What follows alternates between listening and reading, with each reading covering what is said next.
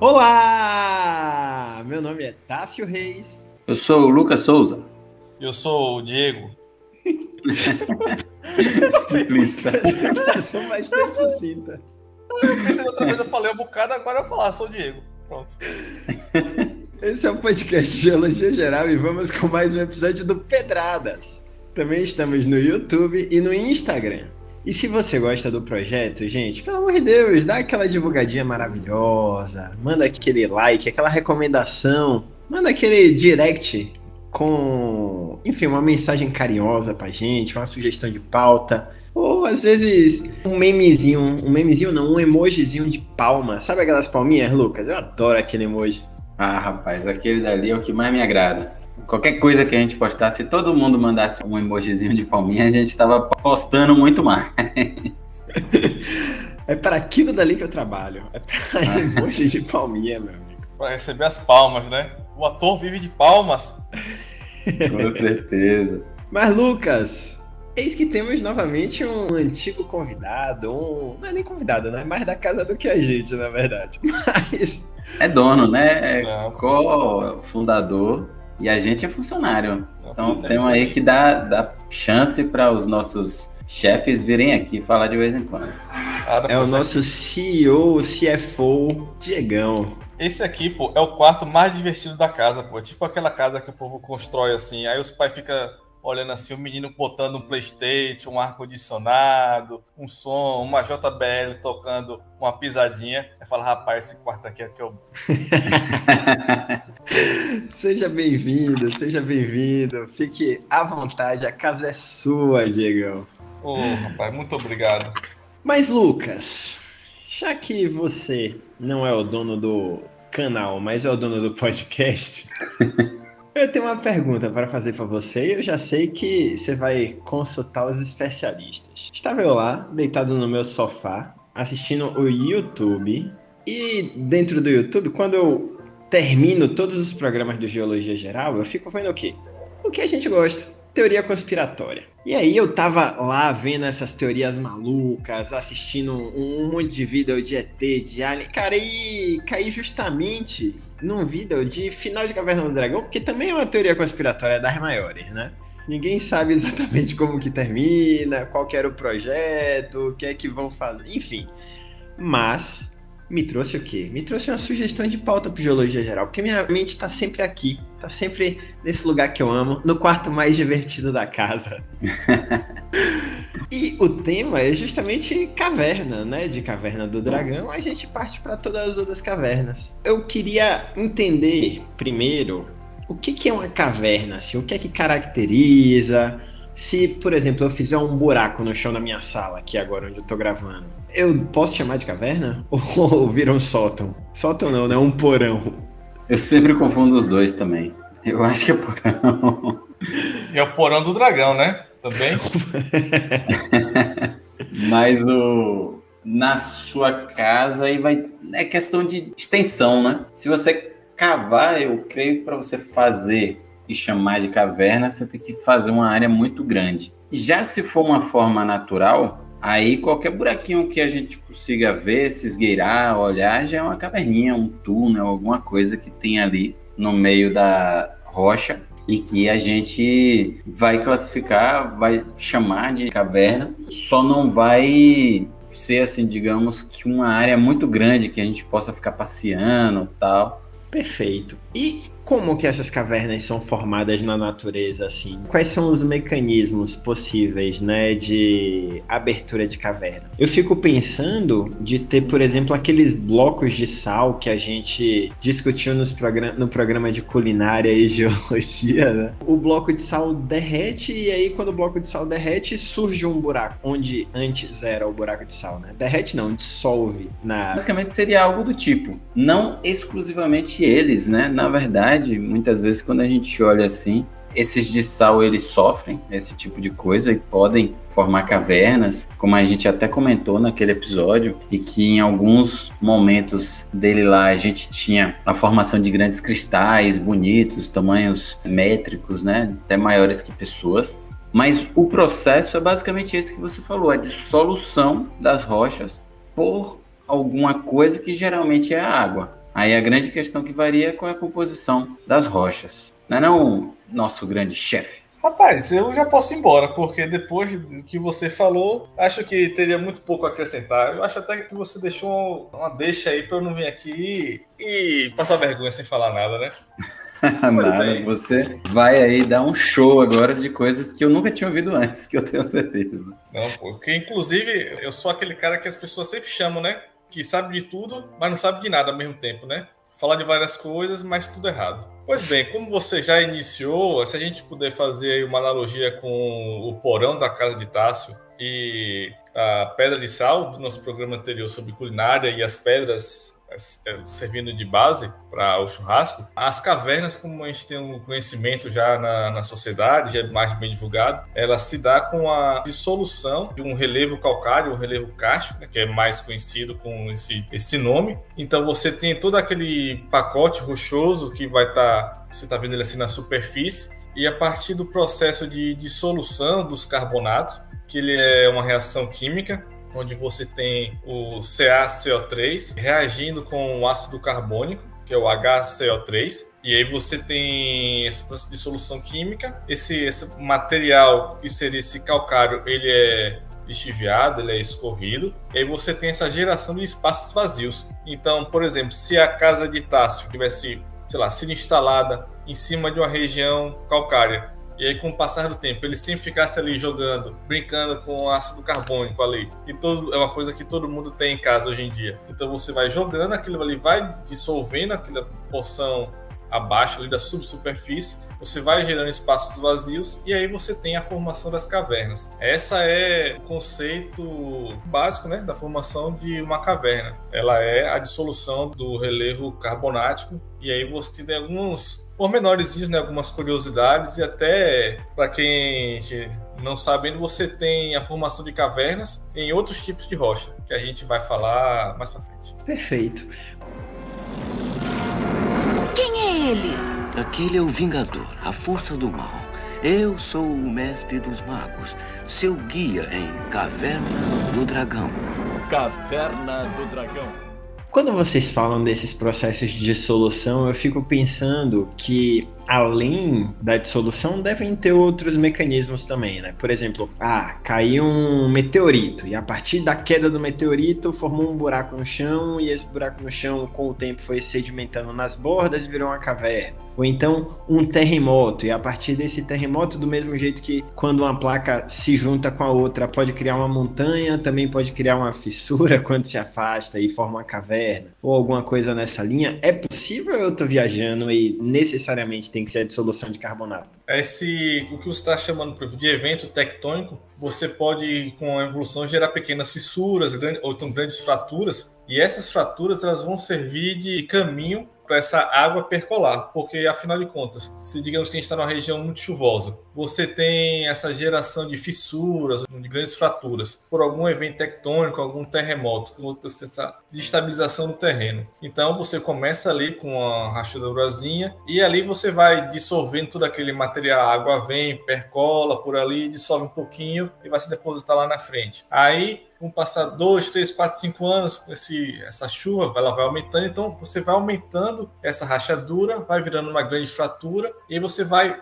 aumentando a velocidade com que esse processo ocorre. Por quê? Você está gerando mais espaços vazios e com isso você tem a possibilidade de entrar mais água, ou seja, mais líquido. Essa água ela vai reagindo e vai dissolvendo todo o calcário que está ali. Tanto que é muito comum em algumas cavernas mais desenvolvidas, assim, mais evoluídas, você tem todo um sistema hidrológico lá dentro. Você tem a formação de rios que só correm dentro da caverna. Essa é uma parte que já é, no caso, a evolução da formação das cavernas. Quanto aos meteoritos, eu acho que a gente ainda não teve a oportunidade de observar essa formação. Não sei se seria impossível, né? Mas você teria que ter um meteorito entrando em choque com uma área que tenha uma formação de carbonatos. Porque, por exemplo, se o meteorito cair numa formação, por exemplo, em cima de um gneiss, uma rocha mais dura, um granito, ou no deserto, por exemplo, você não vai ter a formação de cavernas. Você só vai ter a compactação daquela fração que está ali acima em contato com a área do choque do meteorito. Então você não tem a formação de espaços vazios.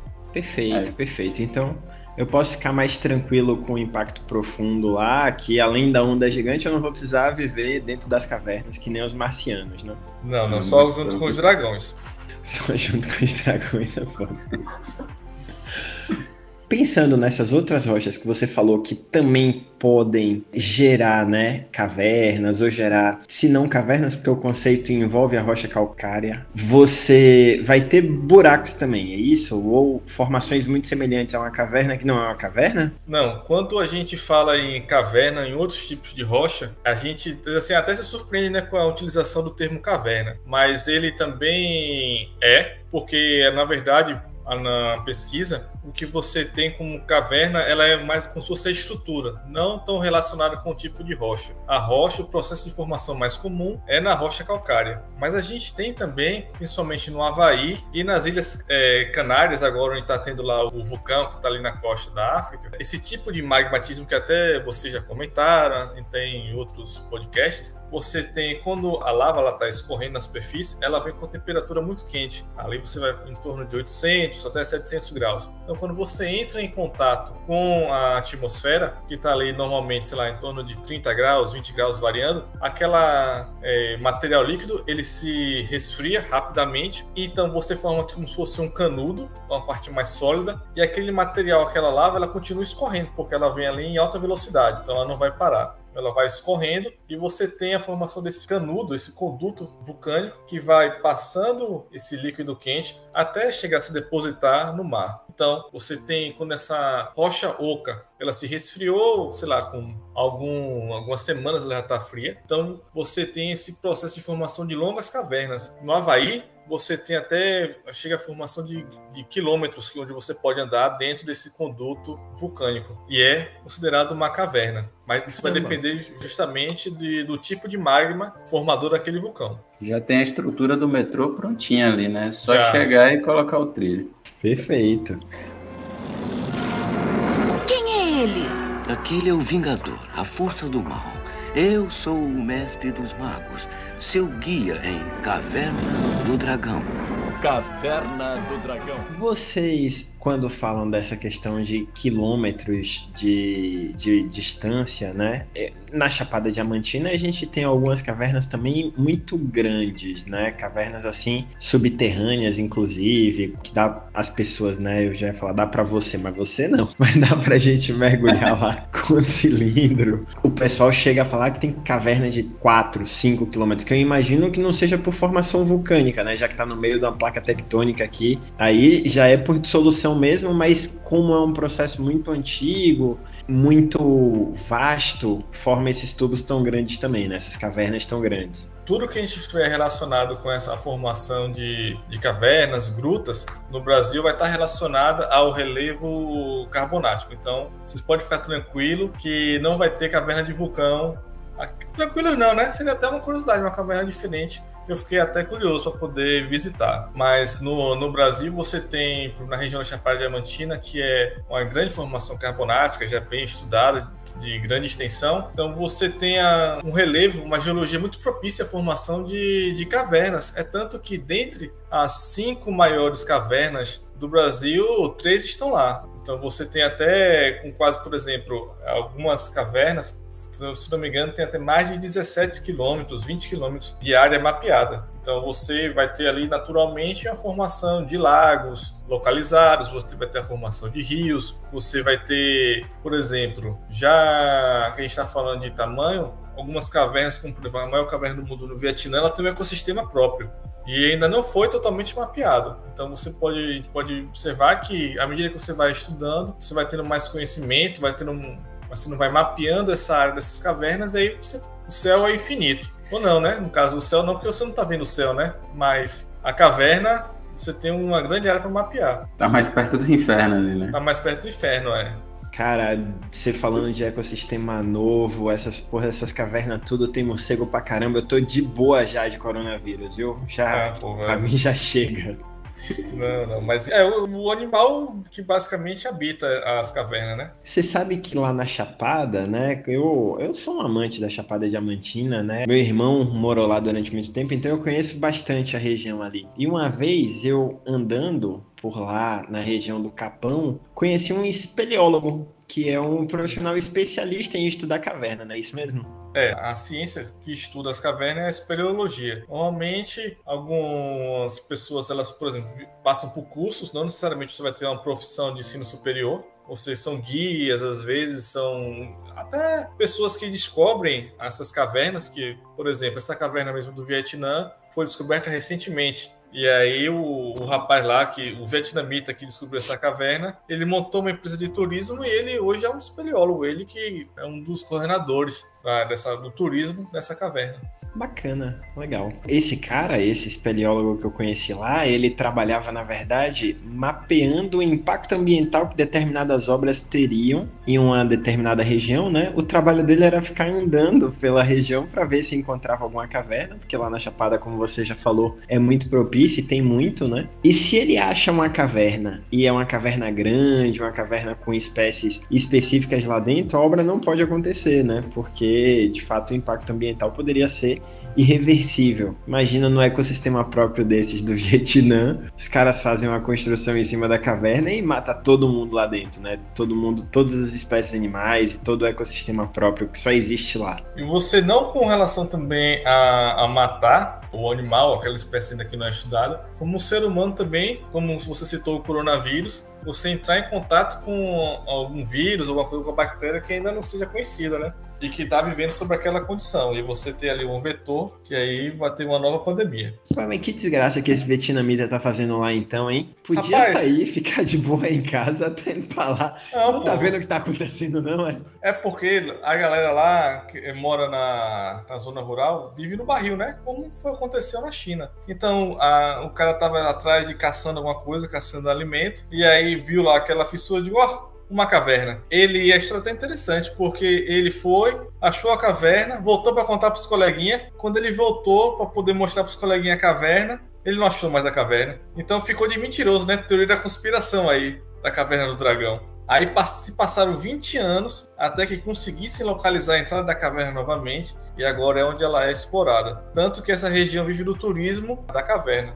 Isso serve para isso, né? Para turismo mesmo. Até porque essa questão de ter esses espaços vazios, né, abaixo da superfície, se a gente expande demais uma cidade, por exemplo, tudo aquilo ali é área de possível desabamento, né? Então tem que ter cuidado com o tanto de estrutura que vai fazer, além do impacto ambiental que a gente pode causar, e a gente causa porque a gente contamina as águas, essas coisas todas. Então a gente começa a jogar água contaminada dentro desses locais, e essas espécies que vivem lá provavelmente vão sofrer com isso, né? Ainda tem esse problema econômico da evolução, de se a gente construir demais e causar esses desabamentos aí, destrói estruturas, e aí a gente fecha a caverna, e como você falou, né? A gente extermina toda a vida que existia ali. O que você comentou agora é o que está acontecendo em Maceió, né? Só que você lá, você não tem a dissolução de um relevo carbonático, mas você tem a dissolução de minas de sal por uma empresa privada que extraiu por mais de 30 anos naquela região, e se extraiu tanto que você chegou até ocupar a área urbana de Maceió,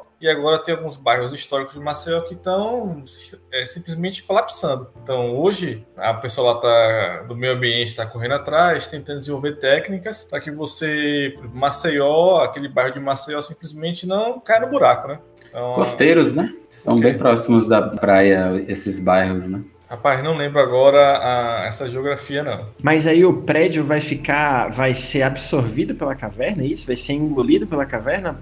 Engolido. Exato. Vai cair no buraco, como se você construísse a sua casa lá, que você falou, o seu sótão, começasse a aumentar o buraco ali embaixo, e ele vai ser engolido. Caramba, eu fiquei muito feliz agora que Diego também confundiu o sótão com o porão.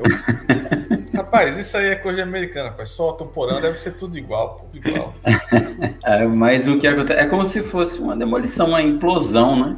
Abre um buraco no chão e o que tiver em cima, dentro da área de existência dele, é engolida para partes internas. E aí, se tiver um prédio e ele for habitado, vai todo mundo junto. Caramba, que ironia aí, um prédio embaixo da terra. Aí é muito inovador. Inovador, a pessoa já não mora assim lá no Canadá, pô, na região fria. Será que eles foram engolidos também, pô? Bacana, bacana. Essa é uma outra coisa interessante da gente discutir, né?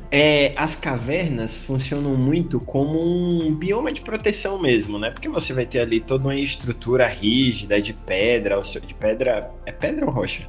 Pedra? Tanto faz. Tanto faz, pô, aqui é livre, não tem essa rigor não. Como tá pedra ali ao redor de tudo, né? Você numa caverna está muito protegido. Por isso que as espécies, né, animais buscam tanto essa proteção dentro da caverna, não é isso? A gente, enquanto espécie humana, também está bem adaptada a viver dentro de caverna, ou como vocês falaram, evolutivamente isso não é comum, porque teria que enfrentar urso, e enfrentar morcego e ter novas pandemias de coronavírus. E aí, por isso que a gente dava preferência a outros tipos de habitat. O Bin Laden que eu diga, né, que ficou não sei quantos anos escondido numa caverna, né? Mas desde dos primórdios, né, na era pré-histórica, o ser humano encontrou ali nas suas cavernas uma possibilidade de se esconder de grandes animais, das intempéries do tempo, né, tempos muito frios, de chuvas ou do próprio sol. Então, você tem essa história. No Afeganistão é normal as pessoas viverem em cavernas porque você está longe das temperaturas do sol do deserto. E é um local apropriado para... Claro que, dependendo da condição, pode ser um habitat natural para o ser humano se aproveitar. E alguns lugares eles já exploram comercialmente a possibilidade de você viver em cavernas, como por exemplo, em algum lugar no sul do Brasil, onde você tem um turismo de caverna. As pessoas construíram hotéis, quartos, você tem a produção, por exemplo, de queijo. Você fala, a umidade ali é controlada, você produz queijo. Armazena vinho em cavernas. Não são cavernas muito grandes, né? São cavernas menores, mas você tem essa possibilidade também. Entendi. Mas eu acho que também tem uma vantagem de dentro das cavernas ser comum se acumular água, então até pensando nessa questão de reserva hídrica e de acesso à água, também facilita, ou isso das cavernas terem bastante água geralmente é algo mais específico daqui da Chapada? Então, pela própria geração desse relevo ser relacionado com o aporte de água, esse aporte hídrico, então naturalmente você vai encontrar água nessa região. E lembrando que essa água ela é muito rica em cálcio, em sais carbonáticos, então ela não é tão apropriada para o consumo assim, para o consumo humano. Claro que o cara está lá morrendo de sede, lá tem uma caverna, com água o cara vai beber água, né? Agora, não vai poder ser uma água para uso comercial, por exemplo. E no Afeganistão, por exemplo, lá é um ambiente desértico, não vai ter água nas cavernas, né, claro. E também não pode levantar uma parede, senão tem infiltração pra caramba, né? Aí tem que passar um vedacite bom, pô. Tem um pedreiro bom para poder construir uma casa na caverna. Bacana, legal. Quem é ele? Aquele é o Vingador, a força do mal. Eu sou o mestre dos magos, seu guia em Caverna do Dragão. Caverna do Dragão. Por fim, uma outra coisa que eu queria saber das cavernas é: a gente tem esse relevo que vocês caracterizaram como um relevo característico por surgimento das cavernas, né? Como, por exemplo, aqui a Chapada, ou, por exemplo, as montanhas do Afeganistão, ou, por exemplo, o Havaí e as Ilhas Canárias lá. O que define exatamente? Qual a particularidade desses terrenos? É a alta taxa de calcário, que aí também a alta quantidade pluviométrica para chover bastante, ajudar a dissolver? É o que torna um espaço ou um ambiente propício para o aparecimento de grande quantidade de caverna? A condição principal é você ter esse relevo calcário. Você tem que ter esse relevo calcário, essa área para você. E claro que vai ter uma região de chuva, alto índice pluviométrico, normalmente uma região de clima tropical. Para você ter esse fornecimento de água, matéria orgânica e a formação do ácido carbônico. E isso é porque a gente tem normalmente na nossa cabeça o conhecimento geral da sociedade, porque é uma caverna, que é aquela coisa do relevo calcário.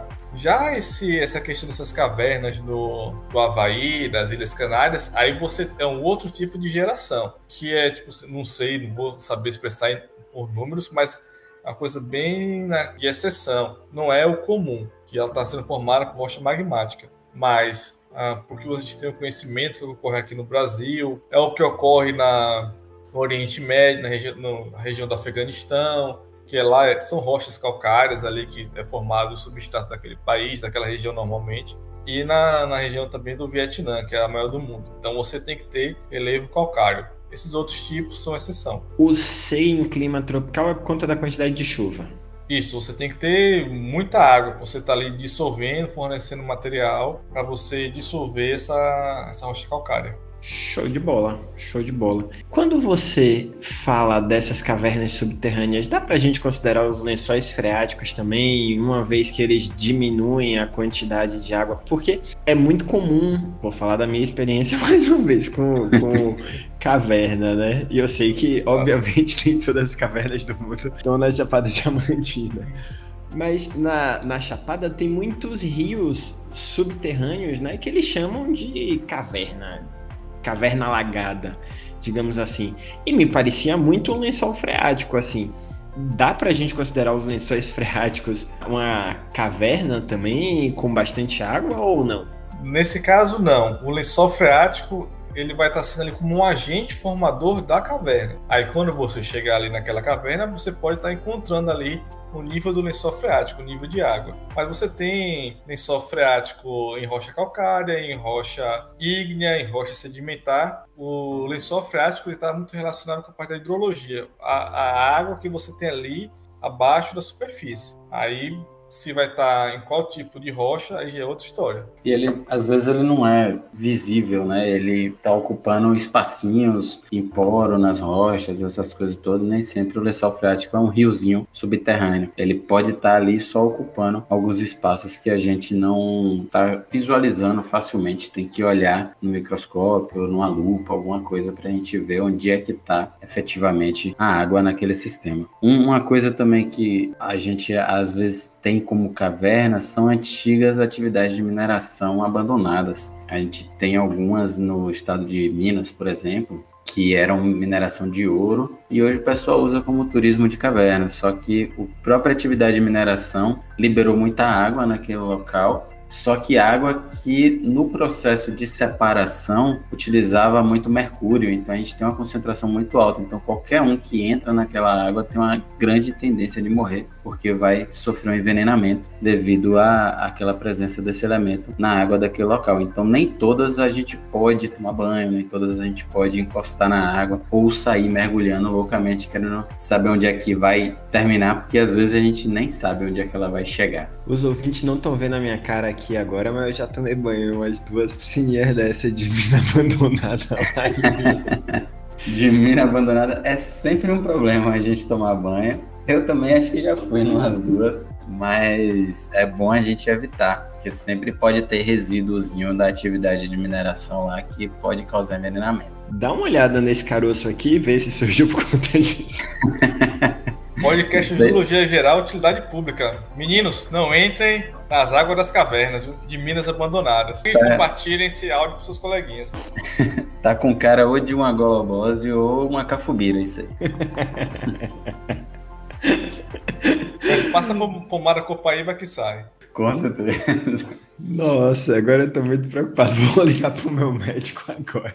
Vocês estavam falando aí dessas questões todas e me surgiu mais uma dúvida. Sempre que eu falo, a última pergunta agora tem mais 4 depois, né? Os ouvintes já sacaram isso, então não é um Por favor, nós estamos aqui para isso, para tirar suas dúvidas, só para isso. Mas quando vocês estavam falando dessa questão de mina artificial, né? E também do turismo de caverna, assim, a gente tem vários parques, né, que tem aqueles espaços subterrâneos e espaços de caverna mesmo. Esses espaços, por exemplo, que passa montanha russa embaixo da terra. Esses espaços aí de caverna, eles obviamente têm um impacto ambiental muito sério, né? Quando você estuda espeleologia, você também vai ser consultado nisso, nessas construções maiores que precisam de fundações maiores, ou quando você tem algum tipo de intervenção em mina ou em mineração, você vai precisar de um espeleólogo também para fazer esse estudo da Terra? Ou é uma função do geólogo? Ou espeleólogo e geólogo é mais ou menos a mesma coisa e só depende de um conceito muito fluido? Bom, vamos começar do final aí. O espeleólogo, ele pode ser um geólogo ou não. Isso aí, normalmente, às vezes, para a pessoa ser geóloga, ela vai ter uma maior facilidade em entender aquele processo. Então, pode ser que ele até estude essa área e vire um espeleólogo bom, mas não necessariamente o cara vai ter que ser geólogo. Agora, para grandes obras de túneis, minas, normalmente você utiliza o conhecimento de um geólogo, que vai estudar aquele tipo de rocha, vai estudar as fraturas, o comportamento daquelas rochas, a resistência daquelas rochas a impactos de túneis, de escavadeiras, dos trilhos que vão passar ali, a quantidade de carro. As barragens também você utiliza muito o conhecimento do geólogo da área de estrutural. Você até às vezes pode precisar de um engenheiro, mas é melhor um geólogo. Você podendo contratar um geólogo, vai contratar um engenheiro para quê? Não tem necessidade. Perfeito, perfeito. Às vezes precisa até dos dois. Beleza, pessoal. Esse foi mais um episódio do Geologia Geral, né? E hoje aprendemos que, na dúvida se é sótão ou porão, fala qualquer coisa. Se Diego errou, você também pode. Na verdade, se eu falei é porque tá errado. Então você vai no contrário. Sempre assim. Mas isso aí ninguém acerta. Aprendemos também que nem toda caverna do mundo tá na Chapada Diamantina. Só as melhores. As que prestam pra gente visitar.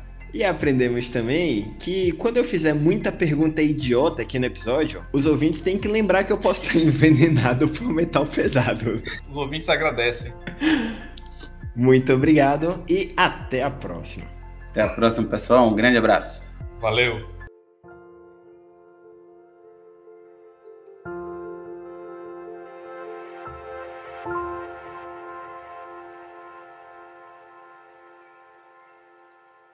A parte do parque de diversões eu só citei para a gente fazer o link com o início do programa e com Caverna do Dragão. Importantíssimo, tem que amarrar o começo e o final aí. Com certeza.